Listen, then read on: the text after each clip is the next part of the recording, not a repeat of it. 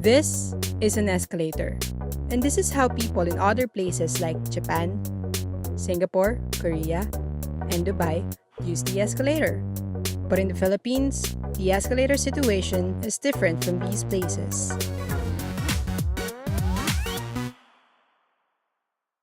There are two different types of escalator users: the walker, who walks on the moving stairs, and the stander, who prefers to stand still on the escalator when it's moving. But Filipinos seem to be more of a stander. As you can see, compared kasi to other countries, ang mga Pilipino kasi, ang kultura natin, we are collective. When we say collective, gusto natin we are always near with one another. Yung friends natin, yung families natin. So hanggat maaari nasa circle natin sila. But here's the thing. In 2016, SM Malls launched its Escalator Etiquette campaign where the public are encouraged to walk on the left and stand on the right when using the escalator. The campaign went viral on social media. Many people applauded SM Malls for launching this campaign. Even public transport managements like the LRT said that they will try to implement these too. Plano na ring maglagay ng ganitong signage sa LRT1. Umaasa ang LRT na higit sa disiplina ay manaig din ng etiquette o magandang asal sa mga pasahero. Fast forward to 2018. Why are most Filipinos still not following these signs? Are we still unaware of this conduct, or are we just stubborn? Hindi naman sa hindi tayo aware. It's just that we just lack the knowledge. We have to understand yung knowledge nila about this certain change in the rules and regulations. So we know na kasi itong stand sa right, walk sa left, hindi siya sa lahat pinatutupad. Usually sa mga malls lang. So since nasa malls lang siya, hindi siya everyday napapractice ng mga Pilipino. There's a social class issue in this campaign where it highlighted and emphasized basically yung division of social classes in malls. So, ang point of departure ng analysis ko basically ay nandoon sa access to information about the campaign. And as you know, those, for lack of a better term, the lower class are most often than not have less access to the information regarding this.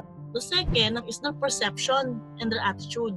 Paano nila tinatanggap yung ganitong uri ng idea? So yung perception nila, is this good? Is this helpful? Some of the Filipino people, ang pagtingin nila dito, hindi siya helpful, negative siya. Hindi ganun ka-strong yung perception natin na it is for the better.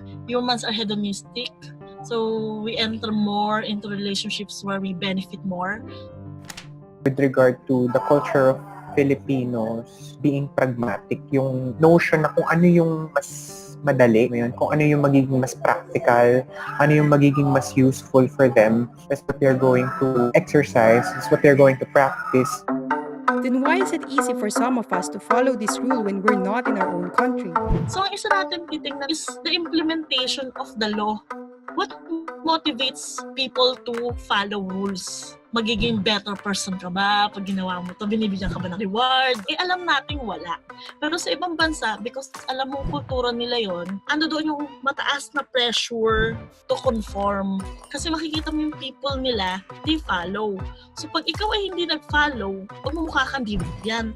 Magmumukha kang outcast. Samantalang dito sa Pilipinas, mas nakikita kasi natin na maraming hindi sumusunod.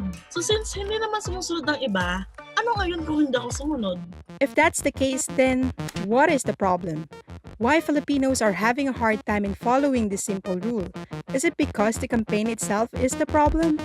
This campaign is an intervention put out of context. The context of the introduction of this campaign in Europe and the developed countries of Asia are more of yung efficiency of people, which contributes to economic growth in the country. As I've read, it started from Canada and London in 1900s and then introduced as well in Japan and China, all of which had the goal of increasing efficiency in their operation. And malls are relatively an improper venue for the campaign to be launched. And you don't expect people touring, window shopping, and luxury shopping to be concerned about their efficiency or productivity at all. This can be considered a simple simple rule, if it is properly associated with a social requirement, no, that reinforces a logical need for efficiency, it is structurally rooted to notions of social stratification and bureaucracy, something that is from the beginning a difficult concept to be reduced to just walk left, stand right campaign. So given the facts and the number of reasons why Walk on the Left and Stand on the Right campaign seems to be still ineffective since its launch, what is the next step for us?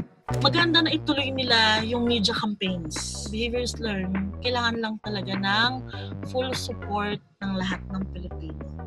Practice has to come from a habit, and establishing a habit takes time. If they will be able to harness the utility of that campaign in escalators for public transport systems and the like, no, then maybe they can maximize yung idea of proximity and the value of pragmatism for the Filipinos. But wait. Just when the global rule of escalator etiquette started in the Philippines, in the other parts of the world, there are states trying to rewrite and break it. In 2015, Hong Kong Mass Transit Railway or MTR claimed that walking on escalators is dangerous, so they launched a campaign encouraging the public to stand completely still and hold on the rail while using the escalator. 電梯記得要緊握扶手，唔好喺扶手電梯上走動。 Surprisingly, in a country like Japan that already has strong escalator practices, a campaign called NOAA campaign was introduced in the same year. In a Yomiuri Shimbun report that was cited in the Washington Post, a representative of East Japan Railway Company explained that they would like to appeal to people to change the practice. You might be asking why they want to change this unwritten rule all of a sudden.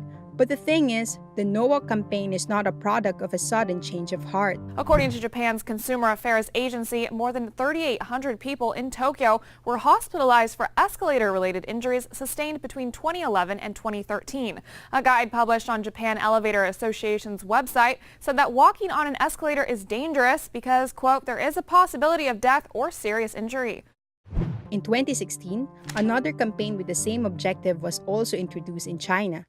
So knowing that the said countries who practice this unwritten global rule of using the escalator for so long are now trying to break it, should we still continue changing the way how we use these moving stairs? Or should we just stick to standing on both sides and letting the escalator do its job?